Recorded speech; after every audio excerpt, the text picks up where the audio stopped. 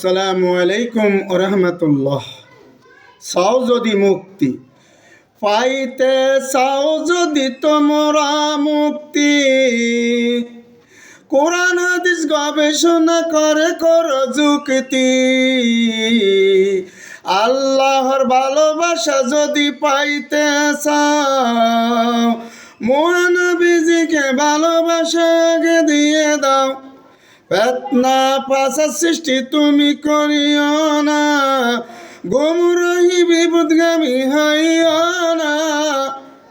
হিংসা বিদ্বেষী অহংকারী ছেড়ে দাও, ক্ষুধার্ত মানুষদের তোমরা আহার করাও।